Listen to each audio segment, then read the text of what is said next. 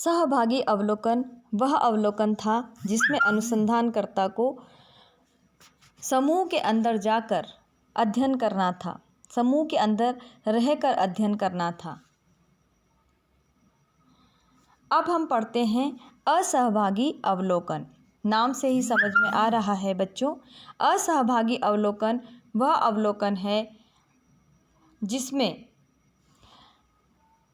अवलोकनकर्ता समूह के बीच में जाकर रहता नहीं है, बल्कि वह समय समय पर समूह के मध्य जाता है और उनका अध्ययन करता है।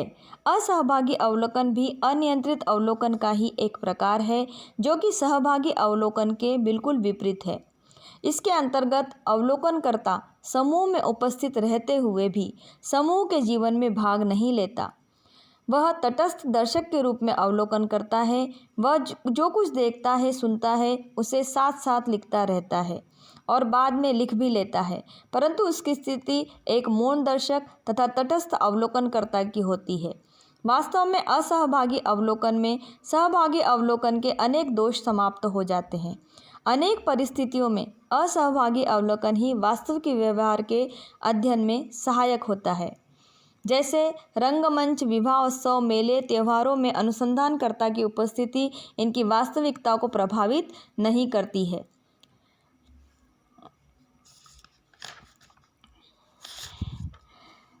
यद्यपि समाजशास्त्र तथा सामाजिक मानवशास्त्र में सहभागी अवलोकन की तरह असहभागी अवलोकन भी थोड़ा सा कठिन लगता है, फिर भी मनोविज्ञान में आज इसका प्रयोग बढ़ता जा रहा है। प्रयोगशाला में जो है हम इसको प्रयोगशाला में तो नहीं रख सकते, लेकिन उस समूह के बीच में जाकर हम रहते हैं और समूह के सदस्यों को भी पता होता है कि हम उनका अध्ययन कर रहे होते हैं। पीटर एच मन के अनुसार असहभागी अवलोकन वह प्रणाली है जिसमें अवलोकनकर्ता अवलोकित व्यक्तियों से छिपा होता है और वे व्यक्ति जिनका कि अवलोकन किया जा रहा है प्राकृतिक रूप से अपना व्यवहार करते हैं। इस प्रकार असहभागी अवलोकन स्वतंत्र एवं निष्पक्ष रूप से सूचनाएं संकलन करने में सहायता देता है। असहभागी अवलोकन के गुण भी हम देख लें। सहभागी अवलोकन की अपेक्षा असहभागी अवलोकन एक सरल विधि है, क्योंकि इसमें अवलोकनकर्ता को सबसे कठिन कार्य समूह की अस्थायी सदस्यता ग्रहण नहीं करनी पड़ती। साथ ही इसमें अवलोकनकर्ता को अधिक स्वतंत्रता होती है। इस प्रविधि की उपयोगिता को हम निम्न बिंदुओं के आधार पर भी समझ सकते हैं।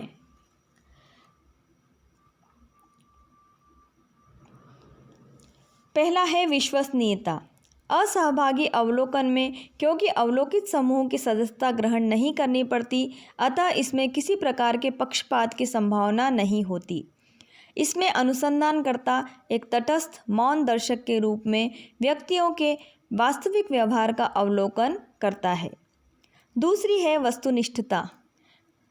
असहभागी अवलोकन में अवलोकनकर्ता द्वारा तटस्थ मौन दर्शक के रूप में सूचनाएं संकलन करने के कारण यह प्रविधि वस्तुनिष्ठ सूचनाओं के संकलन में सहायक होती है।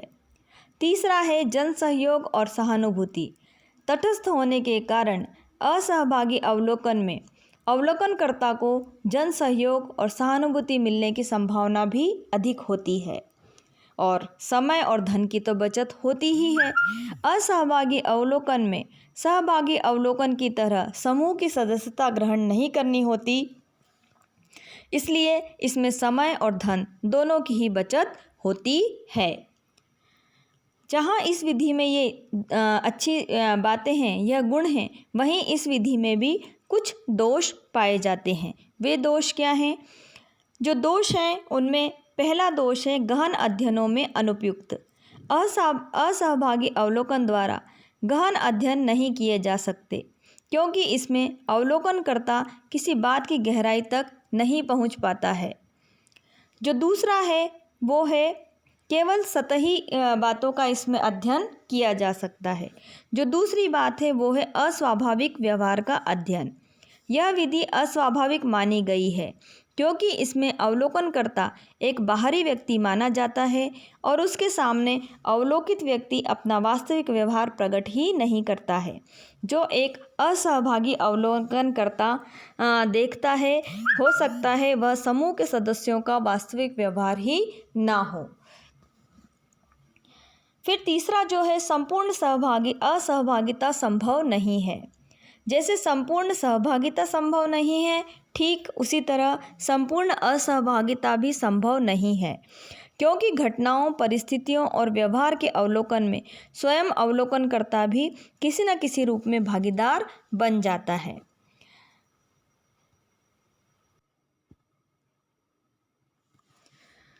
चौथी जो बात है वो है विश्वसनीय सूचनाओं की कमी। असहभागी अवलोकन में जिन बातों को अवलोकनकर्ता देखता है, जरूरी नहीं है वह उसे अर्थपूर्ण रूप से समझ ही पाए, क्योंकि इसमें केवल सतही अध्ययन होता है, गहराई में अवलोकनकर्ता नहीं जा पाता।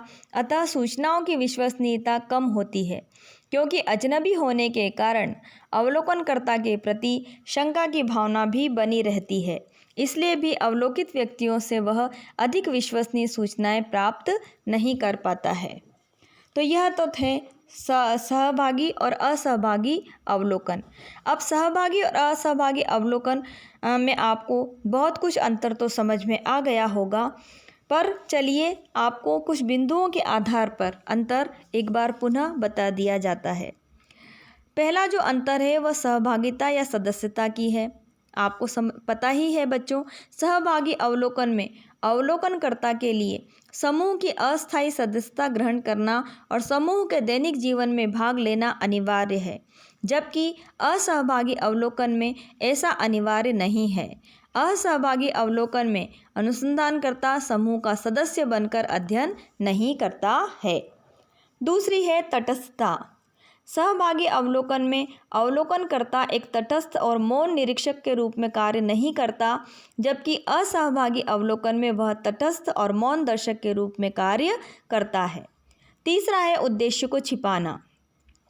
सहभागी अवलोकन में अवलोकनकर्ता अपने वास्तविक उद्देश्य अर्थात वह समूह का अध्ययन करने आया है, इस बात को समूह के सदस्यों को नहीं बताता, जबकि असहभागी अवलोकन में उद्देश्य को छिपाना अनिवार्य नहीं है। अध्ययनकर्ता समूह को बता भी देता है कि वह उनका अध्ययन करने आया है। चौथा जो है अध्ययन की प्रकृति। सहभागी और असहभागी अवलोकन में अध्ययन की प्रकृति की दृष्टि में भी अंतर है, क्योंकि सहभागी अवलोकन सूक्ष्म तथा गहन अध्ययनों में अधिक उपयोगी है, जबकि असहभागी अवलोकन द्वारा सतही अध्ययन ही संभव है। फिर एक और बात, समय और धन। सहभागी अवलोकन में क्योंकि समूह की सदस्यता लेनी होती है, वहाँ के सदस्यों के साथ सामंजस्य बनाना होता है, उसके बाद अध्ययन करना होता है, अतः समय और धन दोनों ही बहुत अधिक लगते हैं, जबकि असहभागी अवलोकन में समय और धन कम लगता है, क्योंकि इसमें उस समूह की सदस्यता लेना अनिवार्य नहीं होता है। छठा है सूचनाओं की प्रामाणिकता की जांच।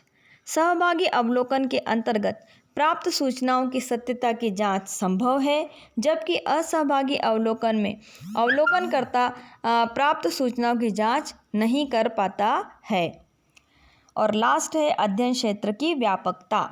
सहभागी अवलोकन का प्रयोग केवल सीमित परिस्थितियों में ही संभव है, जबकि असहभागी अवलोकन प्रविधि अधिक विस्तृत और व्यापक और अध्ययन के लिए जो है वह उपयुक्त होती है।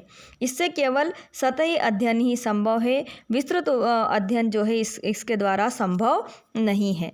फिर से बताती हूँ बच्चों, सहभागी अवलोकन का प्रयोग केवल सीमित परिस्थितियों में भी ही संभव है, जबकि असहभागी अवलोकन प्रविधि अधिक विस्तृत और व्यापक है, इससे सतही अध्ययन ही संभव है। तो इस तरह हम देखते हैं कि इस प्रविधि में जो है इन बिंदुओं के आधार पर सहभागी और असहभागी अवलोकन में हम अंतर कर सकते हैं। अर्ध सहभागी अवलोकन क्या है बच्चों, अब चलते चलते हम यह भी जान लें। अर्ध सहभागी अवलोकन भी अनियंत्रित अवलोकन का ही एक प्रकार होता है, क्योंकि पूर्ण रूप से व्यावहारिक जीवन में सहभागिता और असहभागिता संभव नहीं है। इसलिए गुडे और हार्ट इन दोनों ही प्रविधियों के समन्वित रूप या मध्यम वर्गी मार्ग का अनुसरण करने पर बल देते हैं, जिसे हम अर्ध सहभागी अवलोकन भी कहते हैं।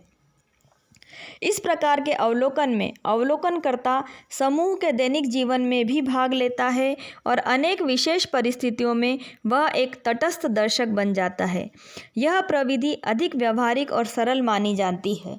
गुडे एम हार्ट का कहना है कि व्यक्ति के लिए सहभागी या असहभागी में से किसी एक को पूर्ण धारण करने की अपेक्षा इन दोनों कार्यों के साथ साथ पूर्ति करना ही अधिक सुगम होता है।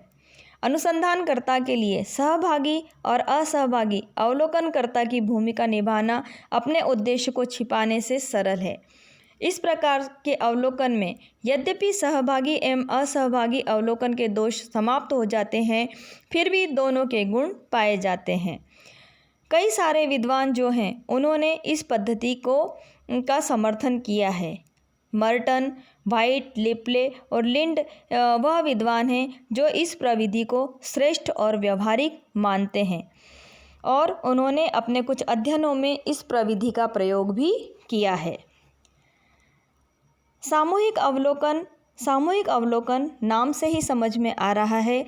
व्यक्तिगत अवलोकन की बजाय जब समूह के द्वारा बड़े पैमाने पर सामाजिक घटनाओं का अवलोकन किया जाता है तो वह अवलोकन कहलाता है सामूहिक अवलोकन।